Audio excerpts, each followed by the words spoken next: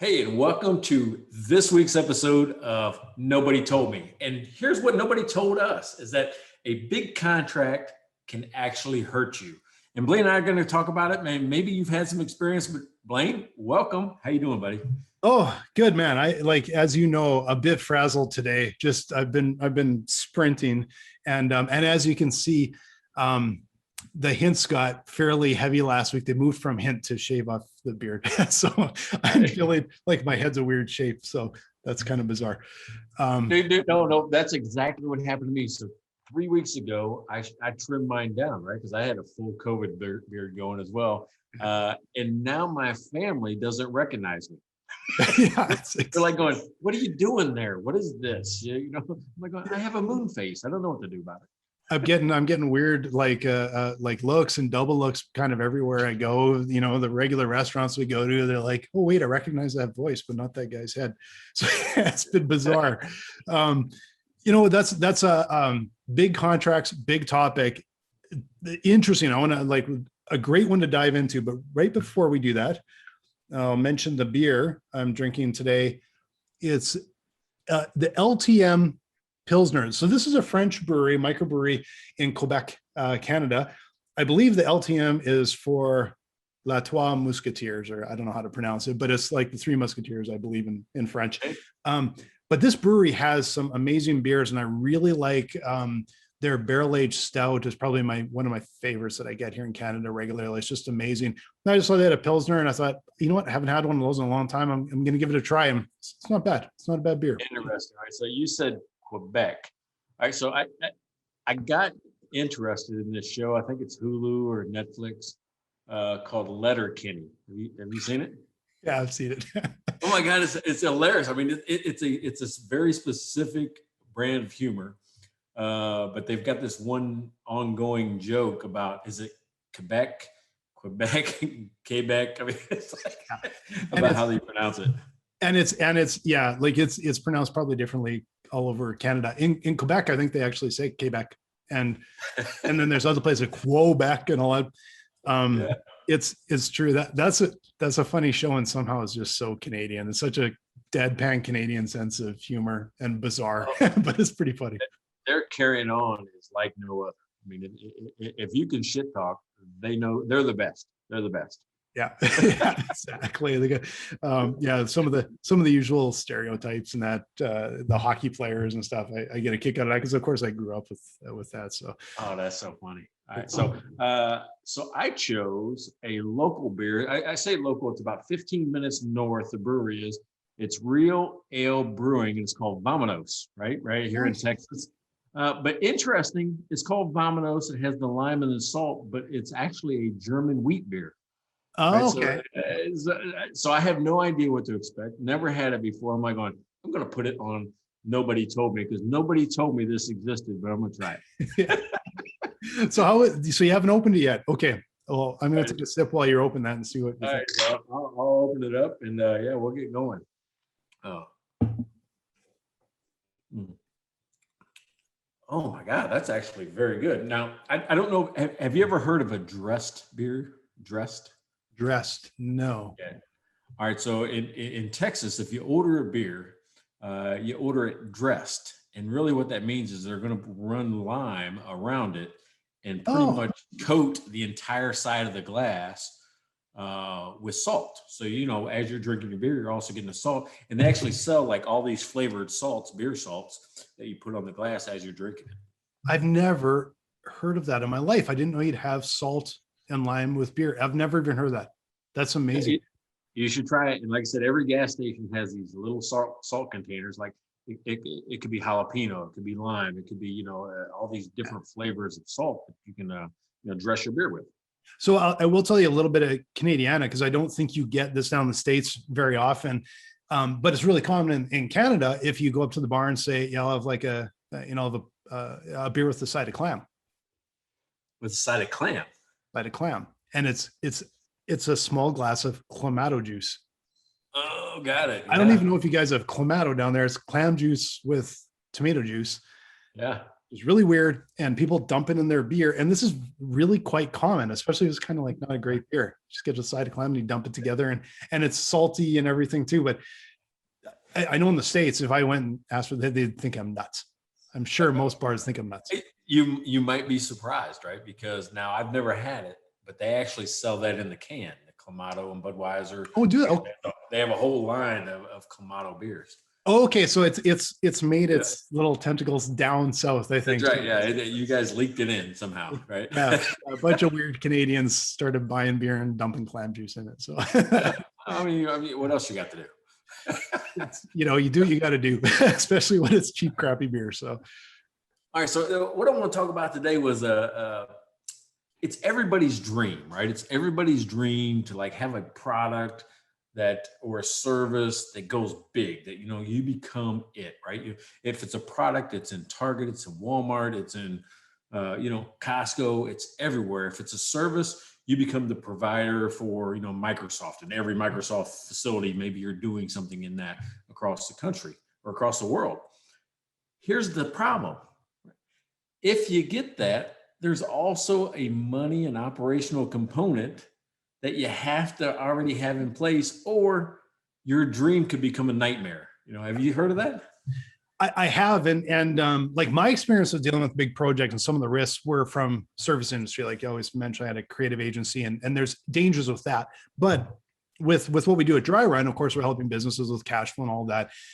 We talk with businesses and have learned sort of vicariously through them the issues you have, especially when you're doing, like you said, manufacturing and then distributing to your resellers, and the amount of money you have to have up front, because you have to make your product and you have the deals in place and you have to meet those deals and you have a certain deadline, and you don't get paid for quite a while. And there's some of the business models I've heard you don't even get paid till like much later in the process with retail. And it's not an area I know well, but it would make me very scared to go into an area like that, to be honest. So, So what made me aware of this, I mean, when I had a hotel staffing company, it was the same way, right? I got Marriott's, and then all of a sudden every week I was getting a new Marriott calling me up to come provide staffing.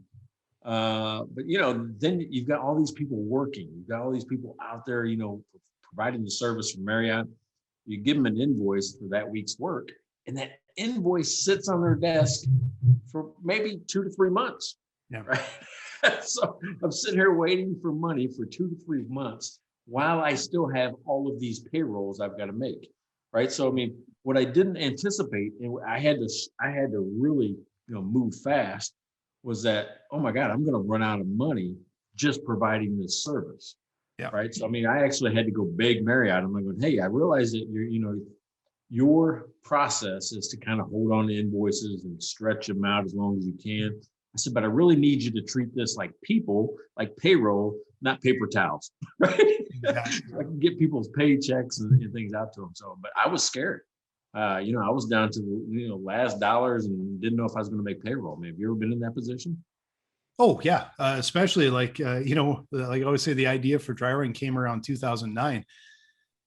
And we had periodic times before then where you're waiting on a big check. And man, I've done that loan. Like back then, it was you were waiting for a check, so it was that lonely walk to the mailbox, praying that check's there. That was net 30. Well, it's net 30 from the time you invoice, but you've done the work way before then, right. And it's late and it's in the mail and there's some delay, and those things can stretch. So by the time you actually start work and you have your staff doing something until you get to the point where you can invoice and it shows up in your bank, yeah, it can be months.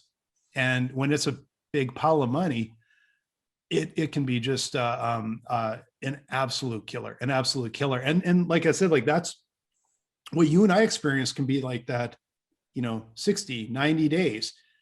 When you go back to some of like the manufacturers or just some areas where they have just really tricky receivable issues, we hear all the time of the 6 months, 9 months, or even a year by the time you're making your product and you're getting it out. And then you're like, I don't even know how some of the businesses manage it to survive even when they have the contract there. It's just painful, absolutely painful.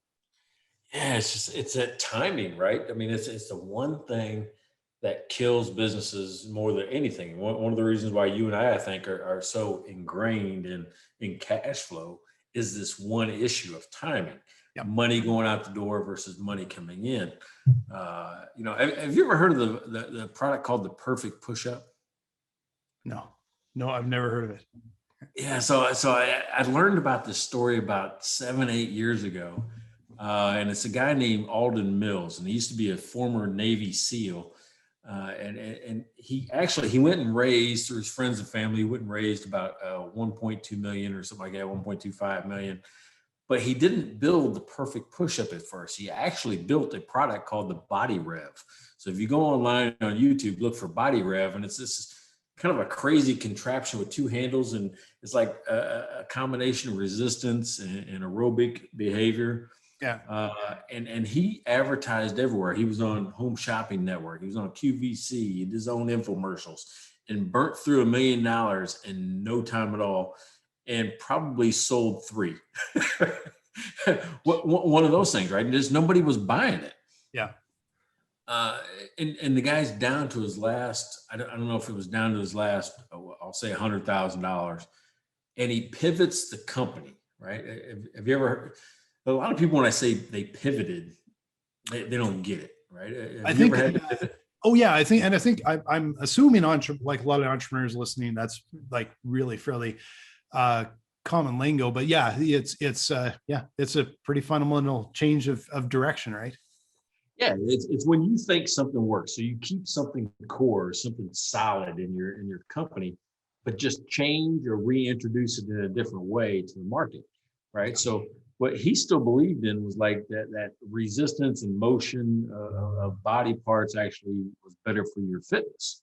Yeah. So he took the handles out of this contraption and put them on 2 paddles, and they actually turned your arms while you did a push-up. So as you went down, your hands changed positions, I guess, kind of like this. Okay. Yeah. That's all he did. He took the handles out of this other contraption, put them in a set of paddles, and you did a push-up and your hands moved. But he called it the perfect push-up, and the thing went crazy. The first year he did $2 million in sales. The second year he did $60 million in sales and almost lost the company. Oh, unreal. Right? Yeah. It was because he had hit that dream. He had hit that dream where he got the order from Walmart. He got the order from Target. He built all of these, perfect push-up sets. He put them on the shelf. We'll say he did 100,000 units. Well, the next week they were sold out. What do you think Target and Walmart do?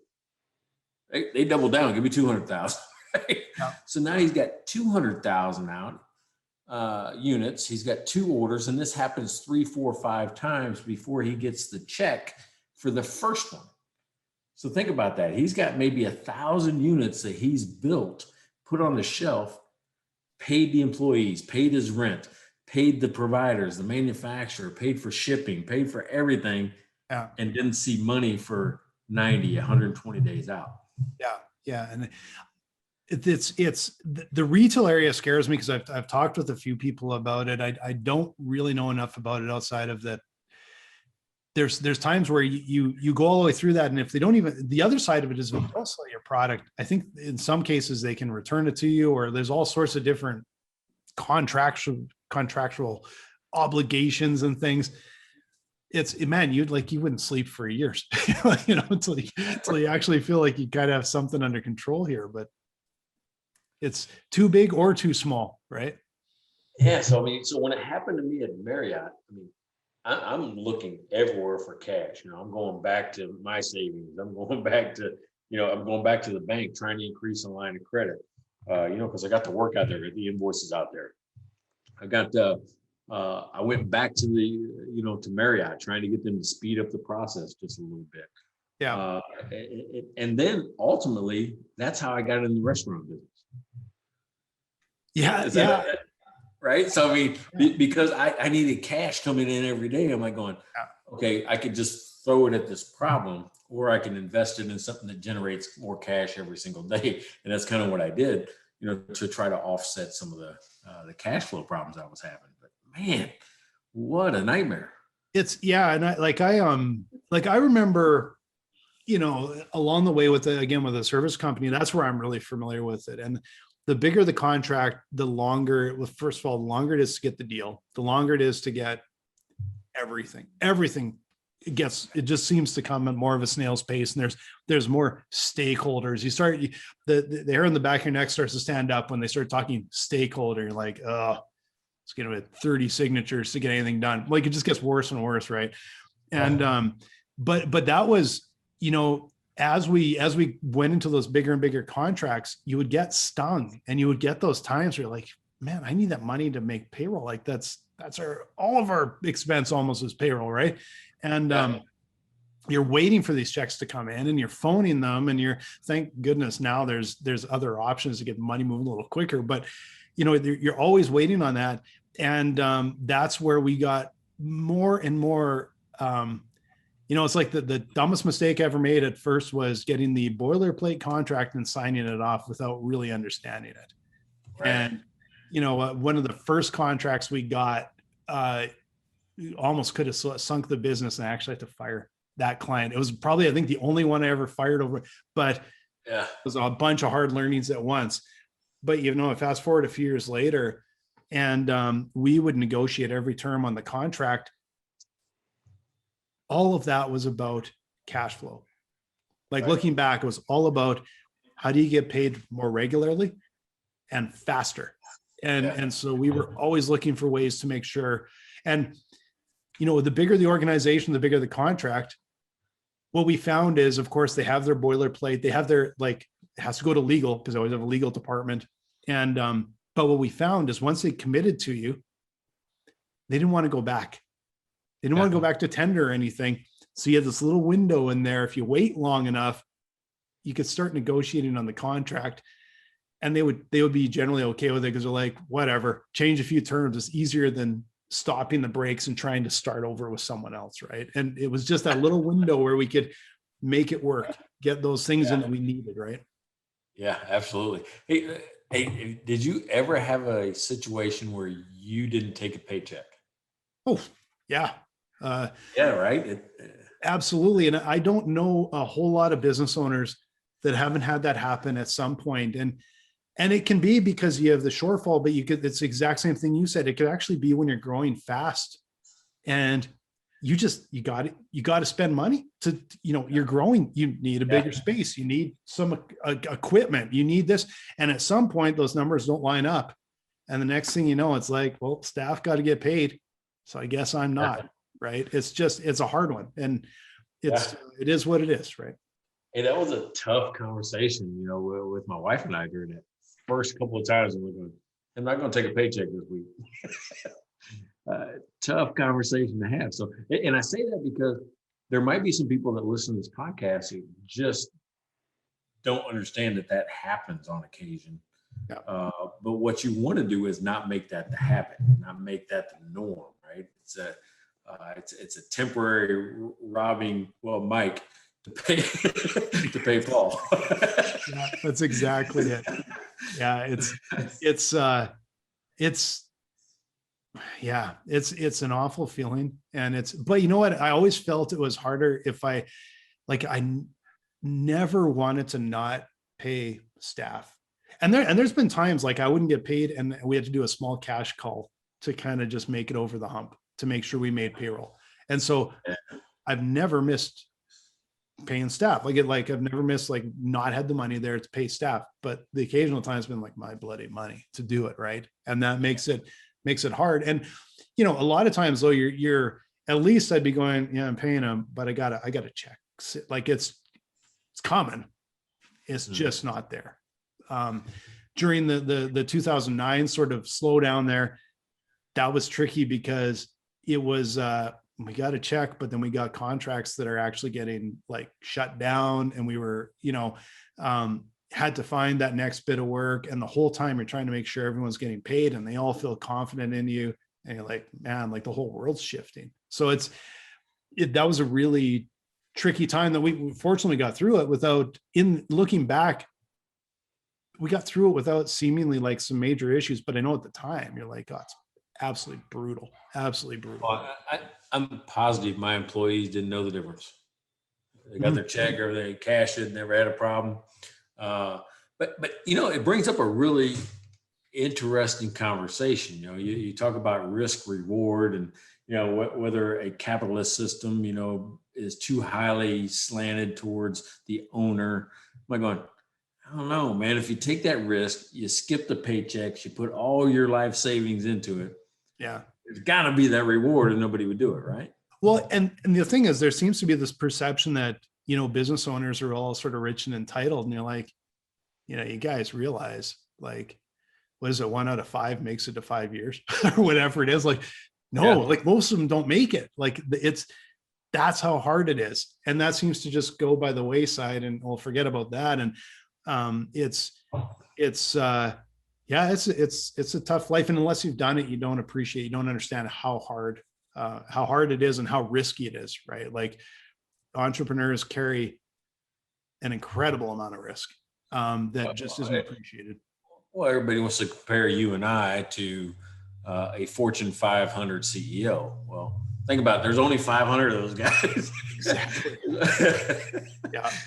And you know what? The fact is that when you get to the Fortune 500 level, a lot of those CEOs don't have any skin in the game. They never did. None. They've been hired, and the founder is probably, frankly, long gone, and maybe owns a pile of shares, maybe. But actually, generally by then, it's funny that it's like some of the biggest companies, like, no one has any skin in the game anyway, except for the person at home that bought some shares, right? That's right. So, man, that just reminds me of how good I got at quickly disqualifying an opportunity. Which means you don't have to take on everything. I mean, matter of fact, your company is just as much defined by the opportunities you take advantage of, those big contracts, as the ones you turn down. When you go, I'm gonna fail. Or it's not the right fit. There's something there. I mean, so in my mind, it came down to those contract terms, or there was a timeline of performance that I thought I would fail. How did you start making the decisions? Yeah, it was when I first started the business, it was like almost like you walk in the door with $1 and a face and you're a client, and you learn those hard lessons. And fast forward a few years, and we have this minimum contract size that goes up and up and up and up. And it was like, that's the baseline. They at least have to meet the contract size. Then you got to look, is it one we even want? Is it one we can do? Again, like, can you excel at it? It's weird when you're looking through that lens, because you think it's just money coming in the door, but you only have so much capacity, and you're turning down potentially a really good job for a crappy one. And I'll give a really good example of, we would turn down work every single, was it February or March? This is going back, like, I haven't had that agency for quite a number of years now, but the provincial fiscal year end was March 30th. So we would get phone calls, because we were doing a lot of government work, phone calls every February. They have some budget left. Can you do basically a 6-month project in the next 30 days? Because it has to be billed out. No, because that's going to fail miserably. And we would turn them down every year. And it's amazing how many times by May or June, they would be phoning back and saying, remember that project? Yeah, we got somebody, it was a colossal failure, but we actually need the thing. And then we would end up doing the whole project. But it was so funny, because I think it was 2 or 3 years after I sold my creative agency, I'd still get phone calls in February. Hey, you still doing this? We've got money. And no, not doing that. Like, it just every year, and it was just a running joke. You knew the phone was going to ring with something impossible. That is so funny that you bring that up, because the second Gulf War, we're talking like early 2000s. I got activated. I was part of the National Guard, and I got activated, but I didn't get sent to overseas. I was actually activated for a Missouri State assignment, where I was the administrative officer for an MP unit, right? So while people were deployed, I actually ran the full-time National Guard unit back at home. And it was so interesting to me because I was in business. I had a business mind, and then this budget came around, and I had a colonel call me up and says, "Hey, you've got X thousand dollars. You need to find a way to spend, or we won't get it next year." Right? The whole decision-making process in government was, if you don't spend it, they're not going to give it to us next year. Oh yeah.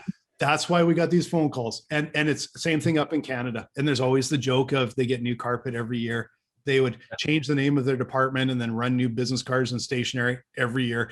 And then they would try and I'm sure it's still going on. And it's so frustrating as a taxpayer seeing that and going, just get lost, guys. But that would happen. And I will tell you, one of the most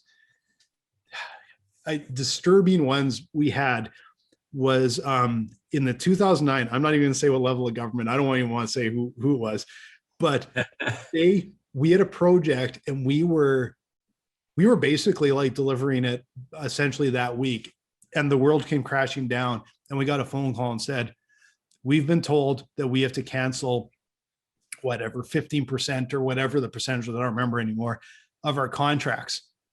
So we're canceling this one. And I'm like, you realize we're basically done. And going back to, I made sure our contracts were good. I'm like, you realize you have to pay us 97% because, and going to another thing, because I know I probably talked about it before, but this was a great example. We would never split the contract up like 2020, 2020. We would always leave a very small last amount because it was harder for them to welch on the last payment. It's a really great tactic to use. Well, this one had 3%, essentially 2.5, 3%, whatever left to essentially deliver the product. And as per our contract, I'm like, you realize you're paying all this. Why don't we just drop this off? Like we'll deliver it. We can't take delivery. And the whole thing was basically the fine print was they can cancel the contract. They never had to report how much they paid out on it. You're kidding me. They were just do not deliver, because they would say we canceled this contract of X amount of dollars. And they just didn't have to actually say we paid 97% of it. Okay, but now you're in marketing though, so you couldn't reuse the asset. I mean, it was just dead money. It was so specialized. It was software that was internal government. It was really specialized. And it was really, I'll be honest with you, it was pretty neat stuff. And they never took delivery of this. And and this was back in where it was literally, we were delivering it on CD to these guys, CD-ROM, like this is the software. Yeah. Or DVD, I can't remember which, but it was a physical thing. And I still to this day, like, that is so sketchy, because they would report that they've cut this back. And I'm like, we're not the exception. This is probably what's happening is, right. They cut back, if they said they cut back 15% or whatever it was, they probably paid out 13 of it. Like they literally was no savings there, just so they could say, we canceled these projects. And I'm like, that is so sketchy. It was sketchy. You know what they did? They probably didn't even have a dollar amount. They say, we have 100 projects in line. We canceled 15 of them. It was no dollar amount. It was so wrong. And again, like you're a taxpayer going, really, like you guys, and you won't even take delivery just because, right? Like it just was, it was kind of infuriating. But on the other side, I was like, well, at least we got paid for the thing. So that was the one, again, contracts matter, payment terms matter, get money up front and do the last payment absolutely tiny. Those are a couple of the rules that we went by to really smooth out a lot of those cash flow issues. So yeah, super interesting, right? So what about one that succeeded? You hit a home run, right? You're like, it was the contract that hurt me, and somehow you hit the home run. That government would be close, but you never delivered the product, so it's like seems anticlimactic. There was one that was really kind of interesting because we did work for is a fairly big corporation, and we'd just done a lot of work for them, and big enough but small enough. And our main contact there, he phoned me one day and he says I'm in a bit of I'm a bit of a jam here. Basically ran to someone in the hall and they said, how's this project going or this whatever. And he's kind of like, I just kind of mentioned in a board meeting like 6 months ago or whatever, because I didn't even know we were sort of doing it. But now he's kind of like, we got to do this. So they came to us and they're like, we have to put this whole thing together. And I don't know if I mentioned this before, but it was interesting because what they wanted to do, because it was a really big, long contract, they wanted to pay us monthly. And they had the timeline for the contract. And I knew these guys are like, they're always behind. So I said, no, we're not doing monthly. We're paying on deliverable because, and I think we've talked about this before, but I think it's a really important point to not get caught on is when the project gets delayed, what happens is you haven't got any of that other work in. And so they're paying you monthly. And all of a sudden at the end, you could have 3-4 months worth of work and you're not getting paid for it. And it's all slammed into there. The other issue is when you're going along and they're delaying things, but they're paying you monthly. So when they actually finally go, okay, here's some assets that you've been waiting for. I want it tomorrow. We've already paid. Well, now you really have a tough time arguing with them. When you do it on deliverables, it was really easy for them to go, okay, we want this tomorrow. Well, no, you delayed us by 2 weeks. We've got other work in, no. And so it was so much easier to manage the circumstances and make sure we had filled those gaps with work. And it ended up working really well for both sides. And the other really weird thing, I don't know if this is, maybe it wasn't just me, maybe it was the usual thing, but I doubt it. On that contract, I remember making a deliverable 95% completion until the final one.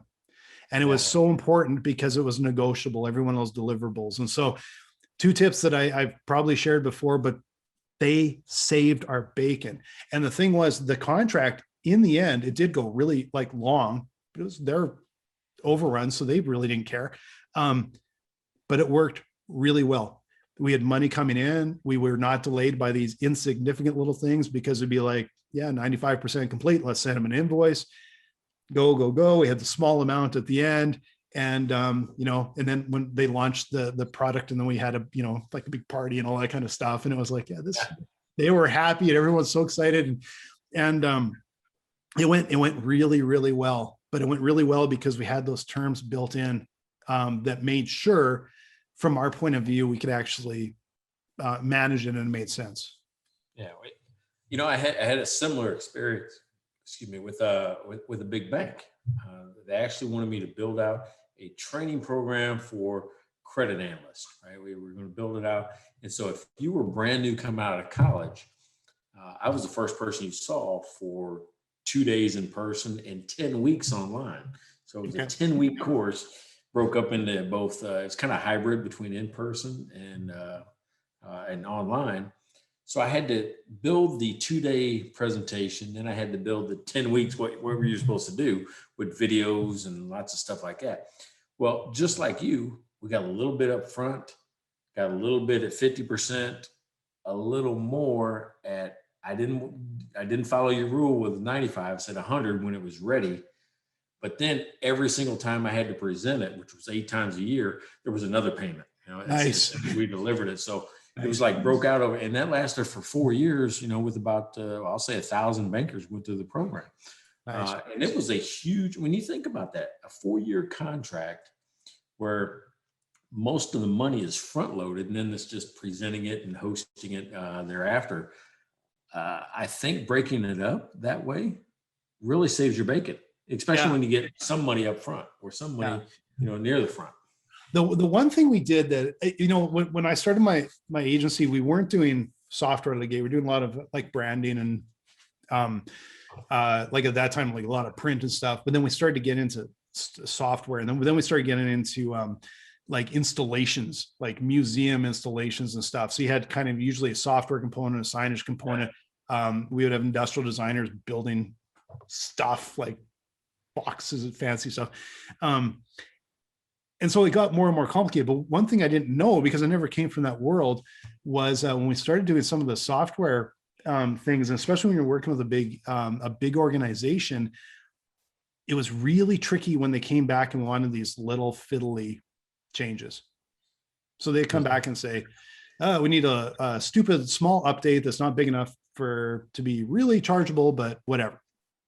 Yeah. So what we did, and I can't remember who told me this was the model they used, but if you're in that kind of situation, what we do is we would build in a maintenance contract in the original contract, and we build in hours. So we go, okay, we want an additional like 50 hours at whatever rate for maintenance. But what it did is it streamlined everything so much so that they could go, we just need to add this thing to this one page on the site, send it by email. My staff could grab it, put it up. It would take them 2 minutes, but we had a minimum, right? So it'd be like, I can't remember what it was, it was like a half hour or 1 hour sort of thing. So they go, tick, 1 hour off, tick, 1 hour. And they would just report as they use the hours. But the thing was, it was super efficient for them. We had got paid up front. I didn't have to send an invoice out for some insignificant, because it's all time. And then you're waiting on money to come in. And then when we would get down to about 10 hours left, then we'd say, here's another 50 hours, invoice that chunk. I'm sure it's commonplace in a lot. I just didn't know. And so when I saw them, like, okay, this is magic. And it worked really well for us for some of those projects. We did the same thing with a contract at Finnegraph that I think, looking back, actually hurt the company, right? With the hours, right? Because there were so many hours we had to dedicate that it was almost, we'll say 60, 70% of a person. Right. So it's like you almost became a custom dev shop for the larger contract and didn't really focus on your core business activity. So, you either got to expand your staff, and it was just that one level of not enough money to hire a full-time person for, but too many hours to. Yeah. I could see you'd have to be really careful on the breaking point. With us, it was the fiddliness, and it was maybe like a 50 hours, but that would be over, like that could be over 6 months or a year just to take and because anything bigger we would quote it like it would, but I could see that if it was, you're getting money up front, but if it takes up so much of your resources, then it tips completely the other way. And now you're in trouble, right? Well, this was like 5 different types of positions at a monthly minimum. So, I mean, think about that. From we had developers, we had tech support, we had marketing people, all on that one contract with minimum requirements. Even if there was nothing to do, you had to develop things to do for them to be able to meet the minimum, which is still not quite a full-time person, but less than, Yeah. It's amazing how the details, you can get like sunk in the details, right? It's, and it's hard because it's hard to predict where that goes. And like I said, the biggest lesson I had was the very first bigger contract for us that we had signed could have sunk our company because we didn't even know what we were reading. And I could have gone to a lawyer and say, can you read this for me? And they would explain it to me. And I don't even know if I would have recognized how stupid it was until we were in the middle of it and going, I didn't realize these guys can just ask for the moon and change their mind, and we have no leg to stand on. And so we ended up having to fire them. But it was good. It was early. We survived it fine, and it just taught us so many lessons. I'm like, okay, we have to, like, then every time you look at it, you're trying to predict what are some of the dangers that we could run into, and how do we minimize that? And it's got to be a very valuable skill doing that, right? All right. So you've mentioned it a couple of times, but maybe for everybody listening, what's it like to fire a client? Okay. This was funny because we had, it was a very unfair contract. But it was a very big organization, and the people there did not give 2 shits about a business. And we would go in and we'd be like, this is not even fair. Like, you've asked us for this, and now we're creating you're asking for a completely different asset because someone up the chain said, I'd rather have this. You'll sink us as a business. Like, you can't. And so we had these conversations, and they got more and more kind of animated. And one of these animated conversations, the contractor said, I can't remember the exact sort of phrase, but he's just like, if you don't do this, we're cutting it off here or whatever. And it was like, in my mind, I'm like, holy shit, that's a good deal. So we walked out, and I walked out, and I still remember saying to my partner, like, well, that's our exit. Like I said, he told us we do to here. And he made the mistake of basically, you'll get paid to hear and we'll kill it. I'm like, that's the best deal we're ever going to get. So we did exactly to the word. We delivered it to them, and I'm like, give this guy a call. And I drew the short straw, and my partner got to do the call. And it was not like, he wasn't even nice about it. It was short, it was sweet, but it was really to the point. And it was actually, I think he felt really good. I'm like, ooh, okay. So he was not nice about it, but they had kind of in a way sort of hung themselves. So it was actually a pretty decent deal by the end. We got a decent amount of money. It could have sunk us if we had kept going with it. But I will tell you, it turns out they had a reputation, because it was only about 3 months later, they came back and asked us to quote on a project. Yeah.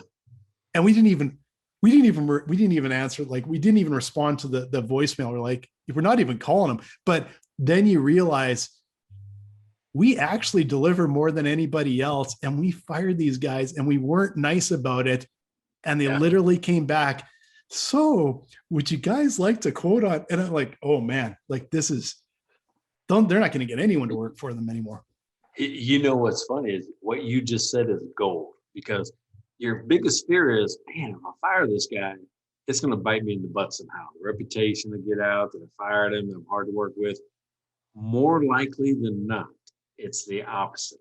Exactly. Get it, right? Firmly People believe get it. Like, yeah, that person's just hard to deal with. Yeah. I actually really agree. And at the time, we were so far down, we're like, just don't even care. But I think looking back, when you work with a bad client, you work with a bad person, other people, I think, know that, and if they badmouth you, I think there's a lot of people go, yeah, no, it's not adding up. So it's never a good idea to like, you build it up in your own mind. It's never a good idea to deal with that. And there were times later in the years where we wouldn't do more work for a client the next time. Right. Like, that was a bad experience. We got through, we delivered it. They're happy, but it was not good for us. And when they would come back, we would be, no, but it was usually not, no, because we can't stand you. It was, we'd price it out, or it doesn't fit with what usually is more like, it doesn't fit with our direction, right? Or something like that. But I think it was the only time we actually phoned them up and fired them. And it was a gratifying in a sense, I guess. But it's scary. It's scary. So it is, yeah. All right. So nobody told me how a big contract could hurt my company, but you have some rules. You said, here's some rules that we follow. But let's kind of end with that. Go through those rules. Oh, yeah. Well, first of all, like, read your contract through.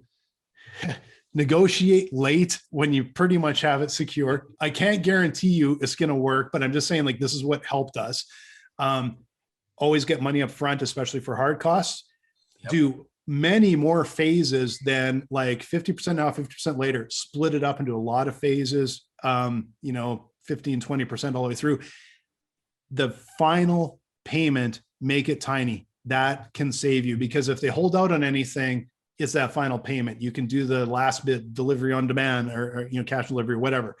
And finally, the one that's a weird one, but it was amazing for us. If you're in a project-based business, won't always work, but the 95% completion to get approval to invoice up into the last phase. And keep in mind, like, I sold it to my client by saying, you want to report to the CEO that you're on time as well.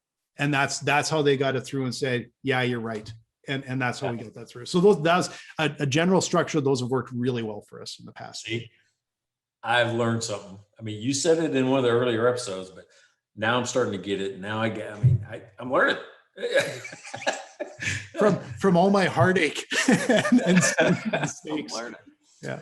Hey, I'm Mike Mylan. I'm the author of Don't Be a Dumb Business Owner. And my partner is Blaine Birch, who is the author of Pandemic Cash Flow. And closing comments?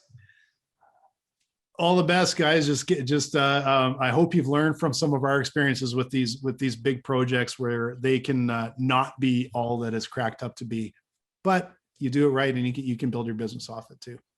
There you go. And come to Texas and have some Vamonos. Or Quebec. Quebec. I'm not in Quebec, but it's a great beer. So I will say that. Thanks, Mike. Thank you.